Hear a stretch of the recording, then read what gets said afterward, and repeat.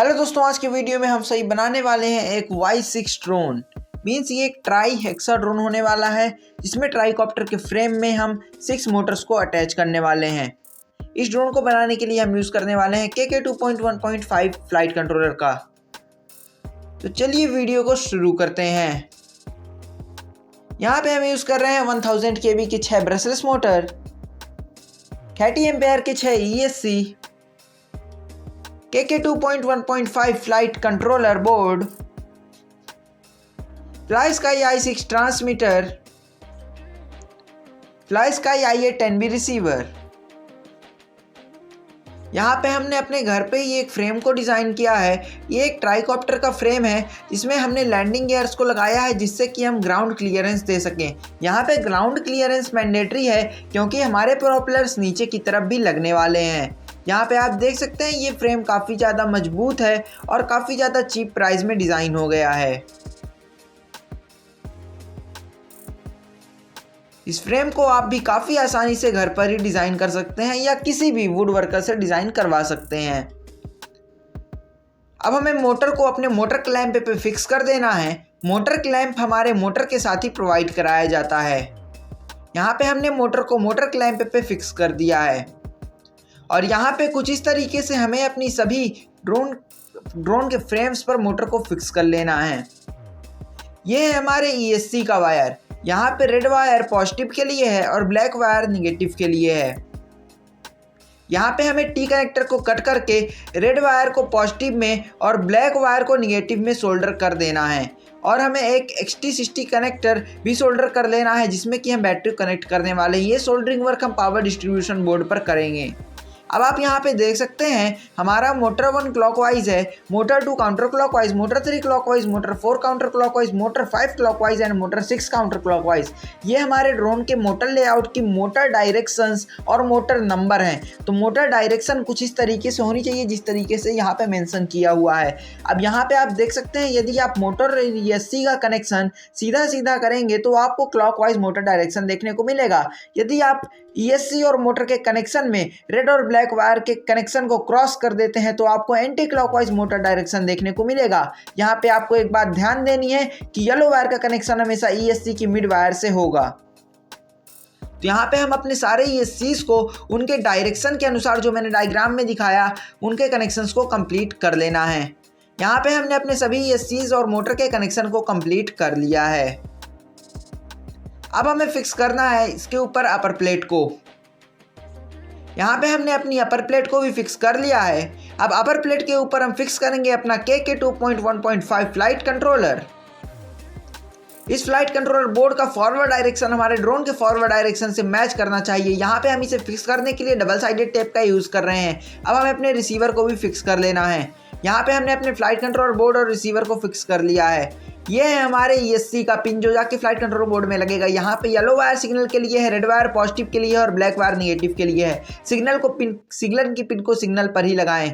यहाँ पे आप देख सकते हैं हमारा मोटर 1 कौन सा है, मोटर 2 और बाकी सभी साइमल्टेनियसली आप मोटर्स को देख सकते हैं। तो मोटर नंबर 1 के ESC के पिन का कनेक्शन आउटपुट नंबर 1 में करना है और बाकी पिन्स का भी कनेक्शन काउंटिंग वाइज इसी तरीके से कर देना है। यदि आप गलत कनेक्शन कर देते हैं तो आपको काफ़ी ज़्यादा प्रॉब्लम फेस करने पड़ सकती है। यहाँ पे याद रखना है सिग्नल की पिन सिग्नल की तरफ ही रहे। तो यहाँ पे हम अपने आउटपुट्स में कनेक्शन को कंप्लीट कर लिया है। अब हमें रिसीवर का कनेक्शन करना है अपने इनपुट्स के साथ। तो यहाँ पे हमने रिसीवर के 4 चैनल्स मैंडेटरी हैं। यहाँ पे हमने अपने बजर को फिक्स कर लिया है। अब हमें कनेक्ट करना है बैटरी और करना है सेटअप अपने फ्लाइट कंट्रोलर बोर्ड का। तो यहाँ पे हमें अपने मेन्यू पर जाना है और वहाँ से हमें जाना है अपने फैक्ट्री रीसेट के ऑप्शन पर।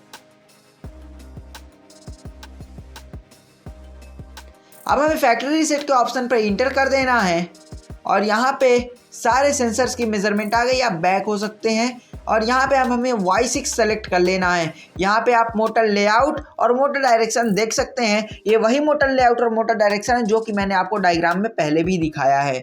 अब हमें करना है ACC कैलिब्रेशन, मतलब एक्सीलरोमीटर कैलिब्रेशन। उसके लिए आपको अपने व्हीकल को लेवल्ड सरफेस पे रख देना है और 5 सेकंड तक वेट करना है। जब ACC कैलिब्रेशन हो तो आपको अपने व्हीकल को बिल्कुल भी हिलाना नहीं है।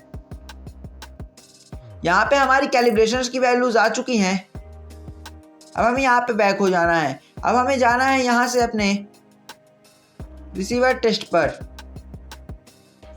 अब यहाँ पे हमें अपने ट्रांसमीटर को ऑन कर लेना है और ट्रांसमीटर के ट्रिम बटन से सारी वैल्यूज़ को 0 पे ला लेना है। हमारे ट्रांसमीटर पर स्टिक के साथ साथ नीचे की तरफ और साइड की तरफ कुछ ट्रिम बटन्स भी प्रोवाइड कराई जाती हैं 4 मैंडेटरी चैनल्स के लिए।